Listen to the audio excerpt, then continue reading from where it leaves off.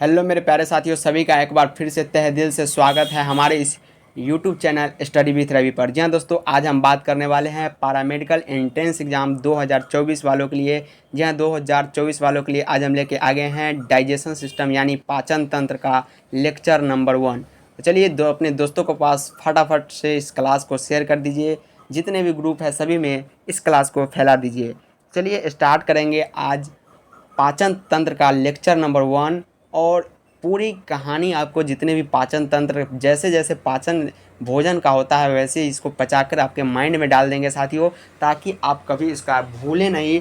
और पूरे पाचन तंत्र का चैप्टर कराएंगे और सभी क्लास फ्री में आपके इस YouTube channel study with Ravi पर आती रहेगी। तो चलिए अपने दोस्तों के पास फटाफट से शेयर कर दीजिए। अभी तक चैनल को सब्सक्राइब नहीं किए हैं तो प्लीज़ चैनल को सब्सक्राइब कर ले, बेल आइकन को प्रेस कर ले, अपने दोस्तों के पास फटाफट से शेयर कर दीजिए। तो चलिए एक बार सभी स्टूडेंट थंबनेल एक बार भेजेंगे। सभी स्टूडेंट अपने कमेंट बॉक्स में फटाफट इसका बताएंगे कि आप लोग रेडी है क्लास स्टार्ट करने के लिए। तो चलिए फटाफट बिना समय को गंवाए हुए आज की क्लास को करते हैं स्टार्ट। पाचन तंत्र का फर्स्ट लेक्चर आपके स्क्रीन के सामने आता हुआ, और चलिए पाचन तंत्र को करते हैं आराम। तो ये स्टडी विथ रवि चैनल है साथियों, फटाफट से अभी तक आपने सब्सक्राइब नहीं किया है तो please study with Ravi channel को सब्सक्राइब कर ले और अपने दोस्तों को पास शेयर कर दीजिए। हाँ दोस्तों, पैरामेडिकल के साथ साथ इस चैनल पर आपको 11th 12th 10th और ऑल कम्पिटेटिव एग्ज़ाम की तैयारी भी इस चैनल पर आपको कराई जाती है। तो चलिए पाचन तंत्र के बारे में जानते हैं। सबसे पहले हम किसी चीज़ को देखते हैं तो उसका डिफिनेशन देखते हैं। तो चलिए पाचन तंत्र यानी डाइजेस्टिव सिस्टम का डिफिनेशन क्या बोलता है, सबसे पहले हम वो देखते हैं।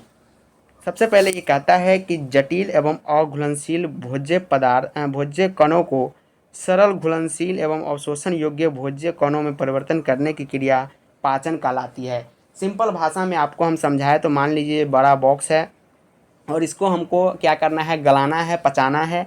तो सबसे पहले इसका क्या करेंगे, छोटे छोटे टुकड़ों में बांट देंगे। क्या छोटे छोटे टुकड़ों में बांट देंगे, ऐसा ऐसा बना देंगे, बहुत सारे मिश्लेषण ऐसा ऐसा बना देंगे और उसके बाद इसमें एंजाइम डालकर इसको क्या करते हैं, पचा देते हैं। तो वही सिंपल सी बात यहाँ पर आपको बोला गया है। क्या बोला गया है कि जटिल एवं घुलनशील भोज्य कणों को सरल घुलनशील एवं अवशोषण योग्य, जो अवशोषण का मतलब है जो शोषित कर सके, हमारा बॉडी शोषित कर सके, और जटिल अघुलनशील भोज्य कण को सरल घुलनशील में और अवशोषण योग्य भोजन कणों में परिवर्तित करने की क्रिया ही पाचन कहलाती है। सबसे पहला डिफिनेशन आपके स्क्रीन के सामने ये रहा, जो आपके हर एक एग्ज़ाम में काम आता है साथियों, और ये पैरामेडिकल में भी काम आएगा और इससे बहुत सारे क्वेश्चंस बनते हैं। जो इस बार भी 2023 में पैरामेडिकल में एक क्वेश्चंस पूछा गया था कि भोजन के पचने की अंतिम क्रिया के बाद भोजन को क्या कहते हैं, तो उसको क्या कहते हैं साथियों, काइल कहते हैं, जो कि आपको आगे इसमें पढ़ाएंगे। तो चलिए आगे चलते हैं।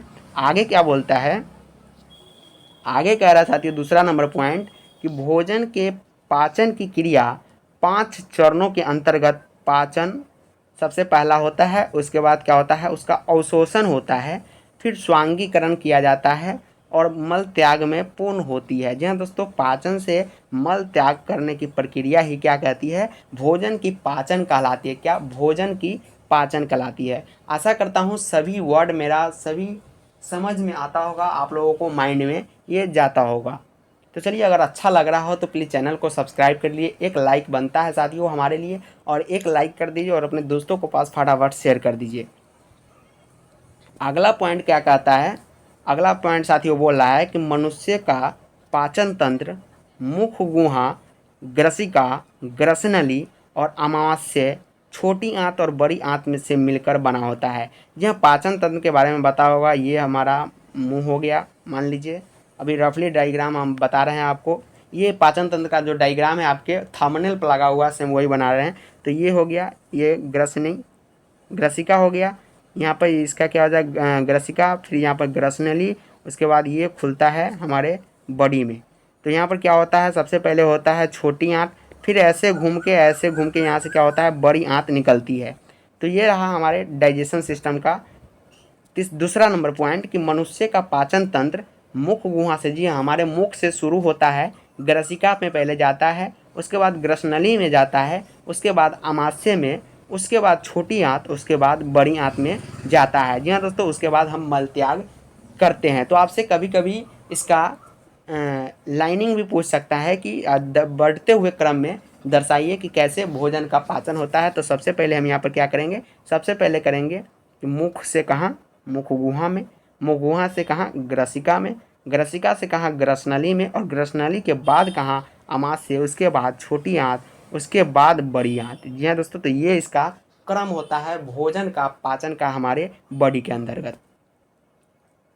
चलिए अगला पॉइंट क्या कहता है, अगला पॉइंट कहता है साथियों कि भोजन मुख गुहा द्वारा लिया जाता है। जी हाँ, सभी को पता है कि भोजन हमारे मुख के द्वारा लिया जाता है। अगला पॉइंट कहता है कि यह दांतों द्वारा कुतरा जाता है। जी हाँ, जैसा कि हमने पहले भी बताया कि इतना बड़ी है मान लीजिए, तो इसको कुतर देते हैं, यानी छोटे छोटे भागों में विभक्त कर देते हैं। तो ये दांतों द्वारा कुतरा जाता है तथा लार के साथ मिश्रित किया जाता है। जैसा कि हमने बताया कि लार जो होता है वो हमारे पाचन तंत्र का सबसे पहला भाग यानी सबसे पहला कार्य करता है, जो हमारे मुख के अंतर्गत उसको बोलस में परिवर्तित कर दिया जाता है। जी हाँ, बोलस इसको कहते हैं। जब मान लीजिए बहुत सारा भोजन है और उसको हम चबाते हैं और चबाने के साथ ये लार में परिवर्तित हो जाता है, जो हमारे मुंह के अंतर्गत रहता है। तो क्या क्या कहता है कि साथ मिश्रित किया जाता है। जी हाँ, बिल्कुल राइट है कि लार के साथ मिश्रित किया जाता है। अगला पॉइंट कहता है इसके अंतर्गत क्या, अंतर्ग्रहण मुख गुहा में होता है। जब मुख गुहा से हम उसको भोजन को अंतर्ग्रहण कर लेते हैं। अगला पॉइंट कह रहा है कि लार ग्रंथियों भोजन को गीला, जैसा कि हमने बताया कि लार ग्रंथि क्या करता है, भोजन को गीला करता है, करके भोज्य कणों को समूह में लाकर लुगदी, जी हाँ, लुगदी बना देता है। जी हाँ, जैसा कि हमने बताया कि ऐसे छोटे छोटे कणों को आपस में मिलाकर क्या कर देता है, लुगदी बना देता है। जी हाँ, लुगदी बना देता है, आपस में ऐसे करके ऐसे लुगदी बना देता है। तो इसी को क्या कहते हैं, लुगदी कहते हैं। जी हाँ, ये क्वेश्चन आपसे पूछा जा सकता है कि लार ग्रंथि और भोजन के मिलने के बाद हमारे मुंह में भोजन का क्या नाम होता है या क्या कहते हैं, तो उसको लुगदी कहते हैं। क्या, लुगदी कहते हैं। तो ये रहा हमारा पाचन तंत्र। चलिए आप चलते हैं श्वसन तंत्र पर, रिस्पायरेटरी सिस्टम पर। जी हाँ दोस्तों, इसमें सभी हम चलेंगे, मैग्नीशियन चलेंगे ताकि आपको बोरिंग फील ना हो। तो चलिए आप चलते हैं श्वसन तंत्र पर। श्वसन तंत्र भी पाचन तंत्र के अंतर्गत ही आता है, जो इसे तो अलग अलग पढ़ते हैं, लेकिन पैरामेडिकल के अंतर्गत सभी एक ही में पढ़ा जाता है। तो चलिए रिस्पायरेटरी सिस्टम के अंतर्गत चलते हैं। तो रिस्पायरेटरी सिस्टम क्या कहता है, श्वसन एक ऑक्सीकारक, ऑक्सीडाइजिंग एवं ऊर्जा प्रदान करने वाली प्रक्रिया है। बिल्कुल राइट है। श्वसन क्या है, एक ऑक्सीकारक, ऑक्सीडाइजिंग एजेंट है एवं ऊर्जा प्रदान करने वाली प्रक्रिया है। सही बात है। जिसमें जटिल कार्बनिक यौगिकों के टूटने से सरल कार्बनिक यौगिक बनते हैं। जी हाँ, बिल्कुल राइट है। जिसमें क्या होता है, जटिल कार्बनिक यौगिक के टूटने से सरल कार्बनिक यौगिक बनता है, उसी को क्या कहते हैं, श्वसन कहते हैं। क्या कहते हैं, श्वसन तंत्र कहते हैं।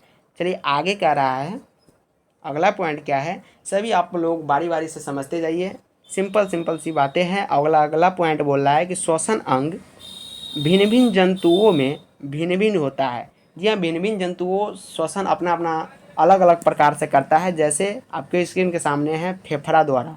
जी हाँ, तो दोस्तों फेफड़ा यानी लंग्स के द्वारा इसमें आता है मेढक, मनुष्य, पक्षी और छिपकली, पशु इत्यादि क्या करते हैं, फेफड़ा के द्वारा यानी लंग्स के द्वारा श्वसन करते हैं। जी हाँ, लंग्स के द्वारा श्वसन सिर्फ मनुष्य, मेढक, पक्षी, छिपकली और पशु करते हैं, सिर्फ इतना फेफड़ा के द्वारा।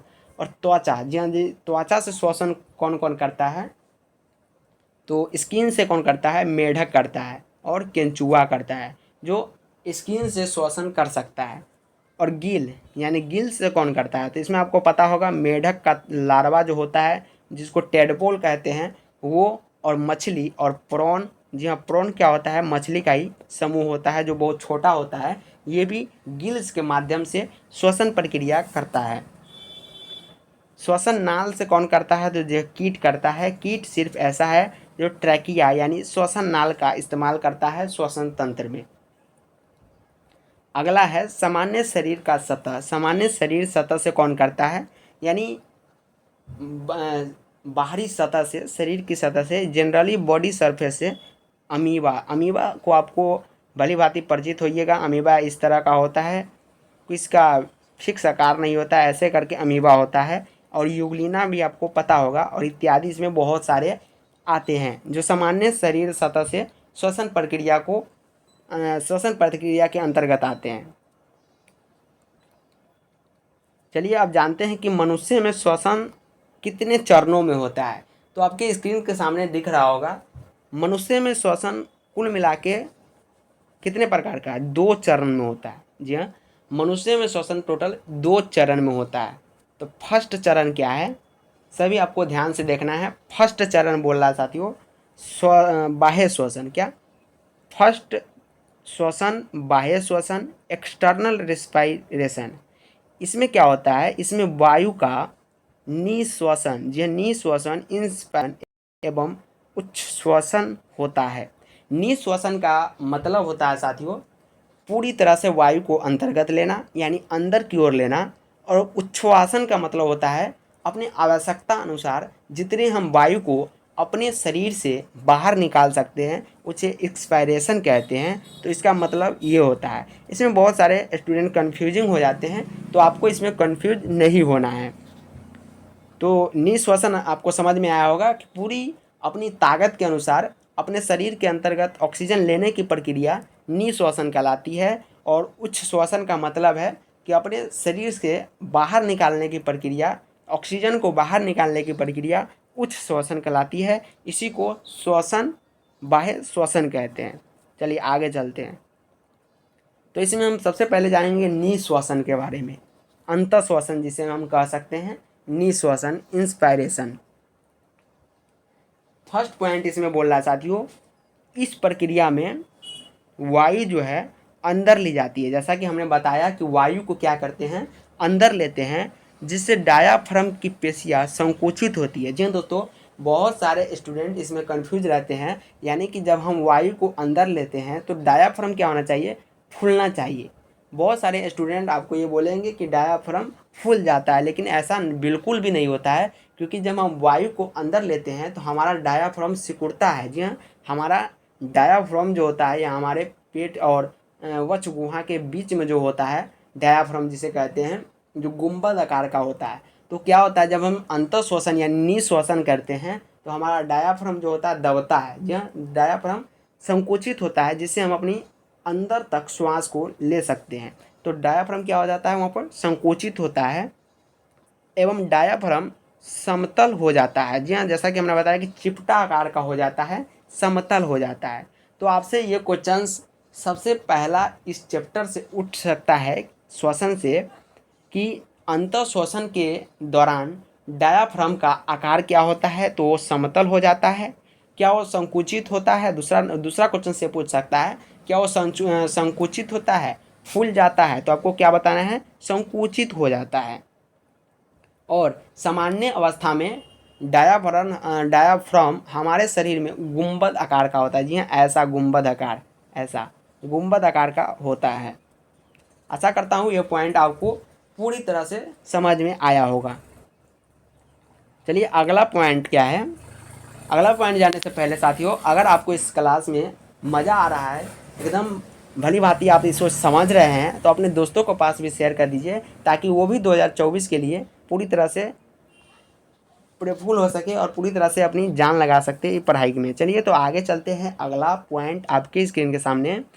अगला पॉइंट साथियों है कि निचली पसलियाँ, जी हाँ, निचली पसलियाँ बाहर एवं ऊपर की ओर फैलती है। यह जैसा कि हमने बताया कि निचली जो पसली होती है वो बाहर और ऊपर की ओर फैल जाती है, ताकि श्वास ज़्यादा से ज़्यादा हमारे शरीर के अंदर जा सके।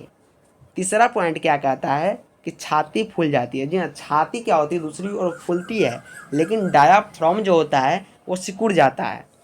और फेफड़ों में वायु का दाब कम हो जाता है। जी हाँ, फेफड़ों में वायु का दाब कम हो जाता है, उल्टा हो जाता है। यानी आप सोच रहे होंगे कि हम अगर श्वास बाहर से अंदर की ओर लेते हैं तो हमारे फेफड़ों में वायु की दाब अधिक होना चाहिए ना, क्योंकि आप इमेजिन कीजिए, अगर आप अंदर की ओर ले रहे हैं, जी हाँ बिल्कुल आप राइट सोच रहे हैं, सोचना भी चाहिए। क्योंकि जब आप वायु को अंदर की ओर ले रहे हैं, फेफड़ों में ले रहे हैं, तो आपका फेफड़ा पर दबाव पड़ना चाहिए वायु का, लेकिन ऐसा बिल्कुल नहीं होता है। वहाँ पर क्या होता है, फेफड़ों में वायु का दाब कम हो जाता है और वायु फेफड़ों की ओर बहती है। जी हाँ, वायु किस ओर बहती है? फेफड़ों की ओर बहने लगती है। तो ये भी पॉइंट आपको पूरी तरह से समझ में आया होगा। अभी आप लास्ट तक बने रहे, पूरी पूरी बातें आपको समझ में आती रहेगी। आगे चलते हैं दूसरा पॉइंट पर। दूसरा पॉइंट क्या कहता है? उच्छ्वास एक्सपायरेशन, उच्च श्वसन। जी हाँ, सॉरी, उच्च श्वसन, उच्च वसन यानी उच्च श्वसन, इसको पढ़ेंगे। 2 नंबर पॉइंट है। तो 2 नंबर पॉइंट को भी आप बारीकी से समझेंगे। दूसरा नंबर पॉइंट क्या बोलता है कि वायु बाहर निकाली जाती है। सिंपल सी लैंग्वेज में ये हम पीडीएफ बना के लाए हैं। इसका अगर पीडीएफ चाहिए तो प्लीज़ चैनल के डिस्क्रिप्शन के अंदर टेलीग्राम चैनल का लिंक दिया है, वहाँ आप जाके टेलीग्राम चैनल को ज्वाइन कर ले ताकि रोज़ का पीडीएफ आपको वहाँ पर मिलता रहे। तो वायु श्वसन निकाली जाती है, यानी वायु बाहर की निकाली जाती है, इसीलिए उच्छ्वास कहते हैं। हमने इसका डिफरेंशन शुरू में ही बताया कि उच्छ्वसन का मतलब ही होता है कि अपने शरीर से वायु को बाहर निकाल देना सफलतापूर्वक, यानी जितना हम अपने अंदर वायु को निकाल सकते हैं उसको हम उच्छ्वसन कहते हैं। इंग्लिश में बोले तो एक्सपायरेशन कहते हैं। तो जानेंगे इसमें डायाफ्राम का आकार क्या होता है। तो दूसरा नंबर पॉइंट कह रहा है कि डायाफ्राम एवं पसलियों की पेशियाँ शिथिल हो जाती है। कैसा हो जाती है? शिथिल हो जाती है, यानी फूल जाती है और डायाफ्राम फिर से गुंबद आकार हो जाती है। जी हाँ, ये पॉइंट हमने पहले ही बताया कि डायाफ्राम क्या हो जाती है? गुंबद की आकार की हो जाती है, डोम शेप्ड हो जाती है। जी हाँ, डोम शेप्ड हो जाती है। ये पॉइंट आपको 5 नंबर पैरामेडिकल एग्ज़ाम में दिला सकता है। वीवीआई पॉइंट है, इसको आप हो सके तो शॉर्ट नोट्स बना रहे होंगे तो उसमें आप इसको वीवीआई करके लिख सकते हैं कि डायाफ्राम गुंबद आकार का होता है सामान्य अवस्था में। चलिए, ये भी आपको पूरी तरह से समझ में आ गया होगा। तो चलते हैं आगे। अब जानेंगे छाती के बारे में। छाती पर क्या असर पड़ता है? तो छाती बोल रहा है कि संकुचित हो जाती है। कैसी? संकुचित हो जाती है तथा वायु बाहर की ओर नाक एवं वायु नाल द्वारा निकलती है। बात सही है, हमने जब श्वसन अंदर लिया था तब नाक के द्वारा ही अपने वायु को अंतर्ग्रहण किया था, और जो उच्छ्वासन कर रहे हैं हम वायु को बाहर की ओर जब निकाल रहे हैं तो क्या होगा? वायु नाक के द्वारा और वायु नली के द्वारा बाहर की ओर निकल जाती है। ये आपको पूरी तरह समझ में आ रहा होगा। आगे बोल रहा है, चौथा पॉइंट क्या है कि मनुष्य 1 मिनट में 14 से 18 बार श्वास लेता है। कितने बार? मनुष्य 1 मिनट में। जी हाँ, यहाँ पर आपको कन्फ्यूजिंग हो सकता है कि आप लोग 70 से 72 बार याद किए होइएगा, लेकिन वो 1 मिनट में श्वास लेना नहीं है। 1 मिनट में श्वास लेना नहीं है। 1 मिनट में दिल की धड़कन है वो। क्या धड़कन? कितने बार? 72 बार। ये धड़कन है मनुष्य के हार्ट का धड़कन है 1 मिनट में 72 बार। लेकिन आपसे अगर कोई पूछे कि मनुष्य 1 मिनट में कितने बार अपने सांस को लेता है, तो 14 से 18 बार वो सांस लेता छोड़ता है। जैसे आप अभी ले रहे होंगे, तो कभी आप इमेजिन कीजिए और घड़ी की ओर देखिए और आप देखेंगे कि 1 मिनट में 14 से 18 बार आप सांस लीजिएगा, छोड़िएगा, लीजिएगा, छोड़िएगा। ऐसा सभी के साथ होता है।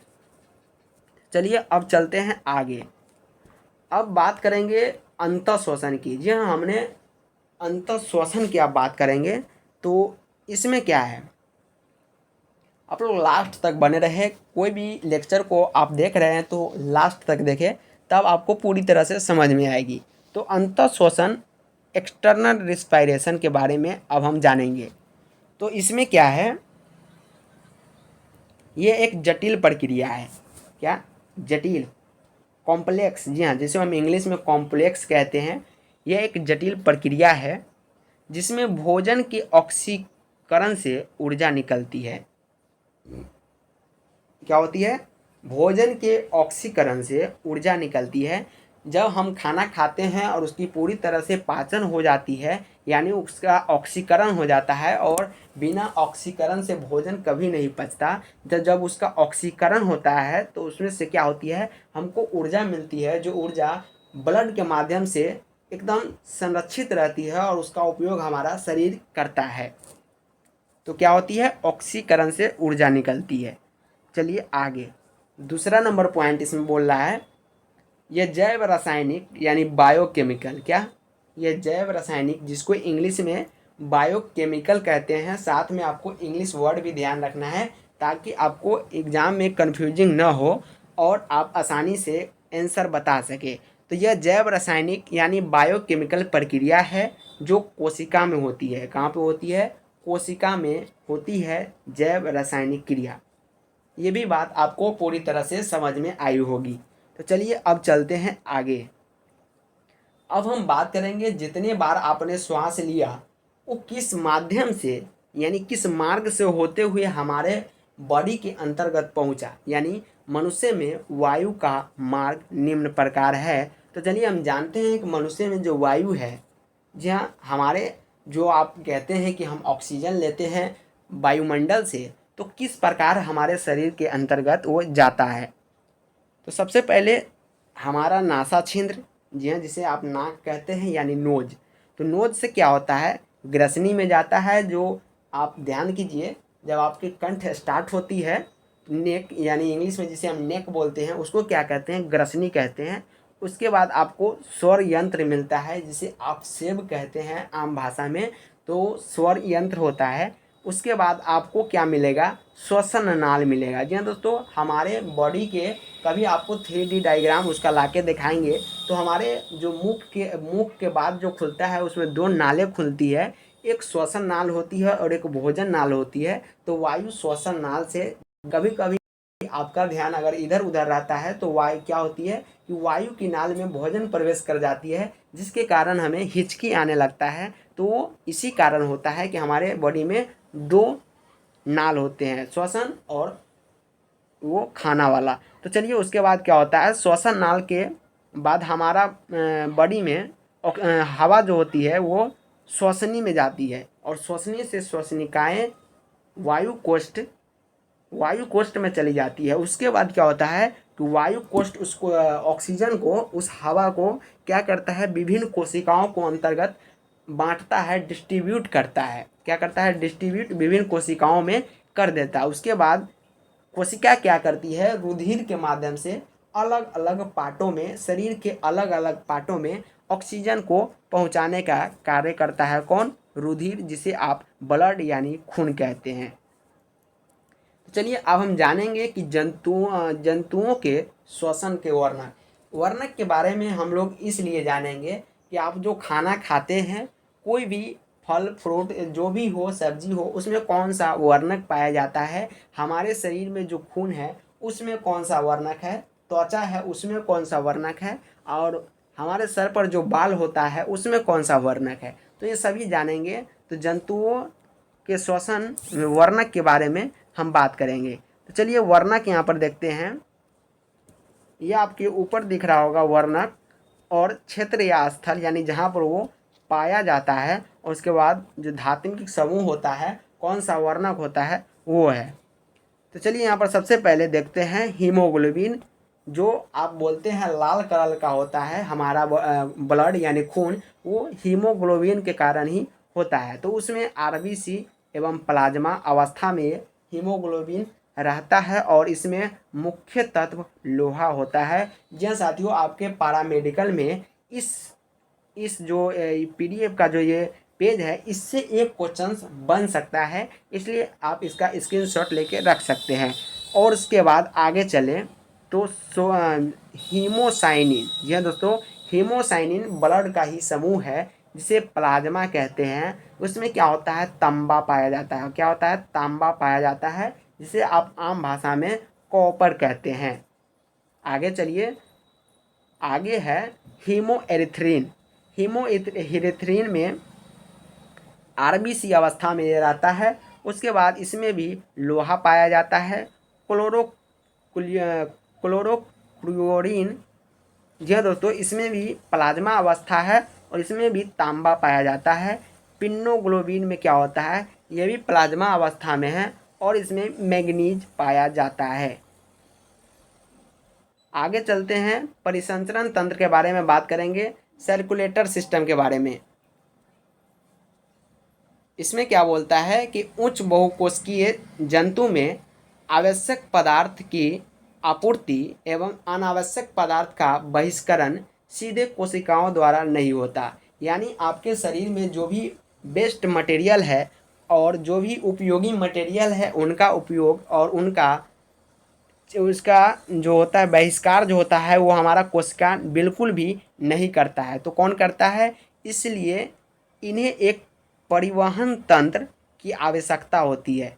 यह परिवहन तंत्र की आवश्यकता होती है, गमन की, मूवमेंट की आवश्यकता होती है, जिसे परिसंचरण तंत्र कहते हैं। मान लीजिए आपके शरीर में भोजन के माध्यम से विभिन्न प्रकार के कीटनाशक कीट जो होती है और विभिन्न प्रकार की वायरसेस जाती है, जिसका भक्षण हमारा ये कोशिका नहीं करता है, बिल्कुल नहीं करता है। इसलिए इन्हें परिवहन तंत्र की आवश्यकता होती है। विभिन्न परिवहन तंत्रों के माध्यम से जाती है, कभी भोजन के माध्यम से तो कभी वायु के माध्यम से जाती रहती है। तो आगे बोल रहा है कि परिसंचरण तंत्र के प्रकार, कितने प्रकार के परिसंचरण तंत्र होते हैं, टाइप्स ऑफ सर्कुलेटरी सिस्टम।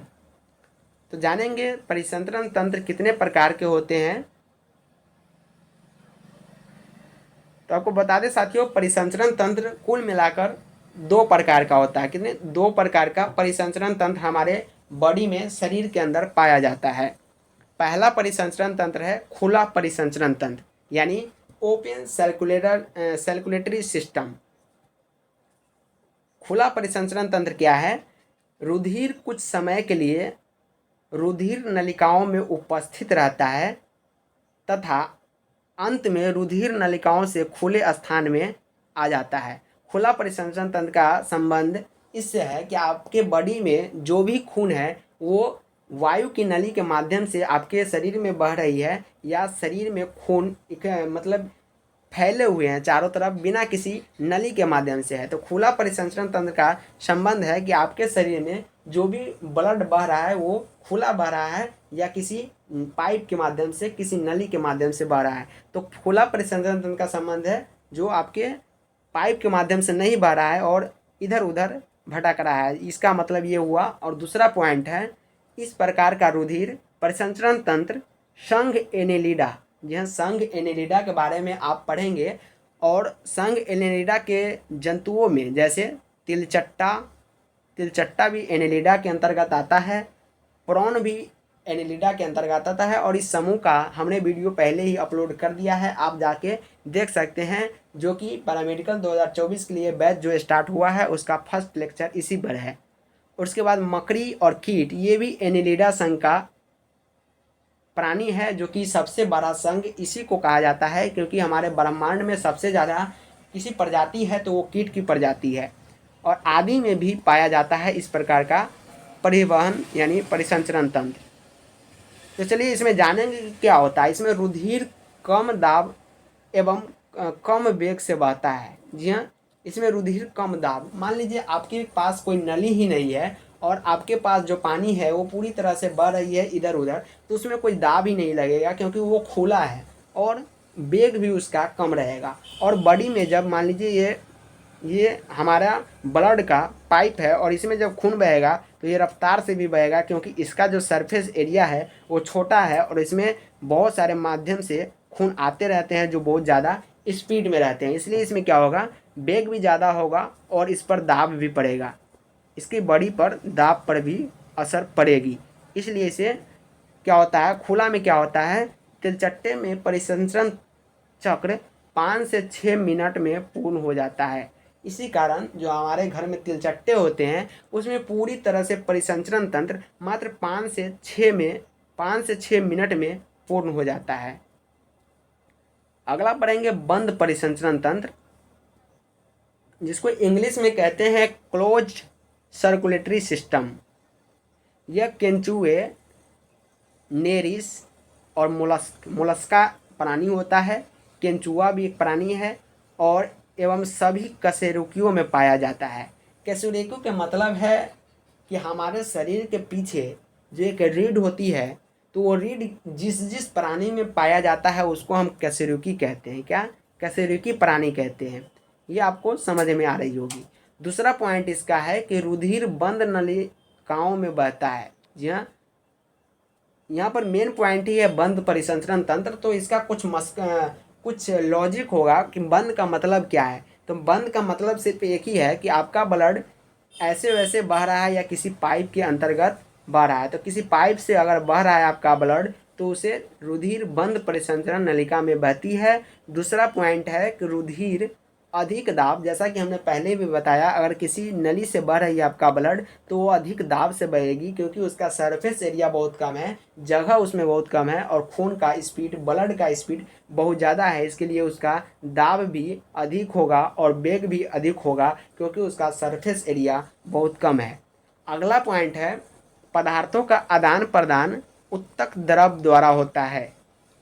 पदार्थों का आदान प्रदान उत्तक द्रव द्वारा होता है, यानी जिसमें ब्लड में जो भी, मान लीजिए आपको अगर समझाए तो ये अगर ब्लड का नली है और इसमें ये पदार्थ यानी खून बह रही है, ब्लड बह रही है, और ब्लड में जो भी पोषक पदार्थ है उसको अगर हमारा बॉडी यूज करना चाहे तो कैसे होगा। तो ये इसका वाल है, दीवार है, तो इसमें छोटी छोटी छिद्रें होती है जो कि बहुत ज़्यादा छोटी होती है, उससे ब्लड नहीं आ सकता। उससे हमारा ब्लड यानी उत्तक जो होता है, कोशिका जो होता है, वो चूसने का प्रयास करता है। उसमें से जो भी मटेरियल होती है, जो भी पोषक पदार्थ होता है, उसको उत्तक हमारे ब्लड से पूरी तरह से चूस लेती है और विभिन्न विभिन्न भागों में उसको डाल देती है। तो यही बोल रहा है कि पदार्थों का आदान प्रदान उत्तक द्रव द्वारा होता है। तो चलिए साथियों, आज के लिए रखते हैं इतना ही, फिर से आगे इस पर बढ़ाएंगे। अभी बहुत सारे हैं, हृदय, हार्ट यानी हार्ट के बारे में पढ़ेंगे, और भी है जो रुधिर नलिका के बारे में भी पढ़ेंगे। तो ये चलिए आगे नेक्स्ट लेक्चर नंबर 2 में पढ़ेंगे। तब तक के लिए इतना ही है साथियों। और अच्छी लगी हो क्लास तो प्लीज़ चैनल को सब्सक्राइब करें, बेल आइकन को प्रेस और अपने दोस्तों के पास शेयर जरूर करें। साथ ही साथ जितने भी ग्रुप है टेलीग्राम चैनल में जुड़ जाए आप, क्योंकि इसका PDF चाहिए तो टेलीग्राम चैनल पर आपको मिलेगा। और इस क्लास को जितना हो सके अपने दोस्तों के पास शेयर ज़रूर करें, और अपने सपनों को करना है साकार तो स्टडी विथ रवि के साथ बने रहे एकदम, और अपने दोस्तों के पास शेयर ज़रूर करें। तब तक के लिए इतना ही। जय हिंद, जय भारत।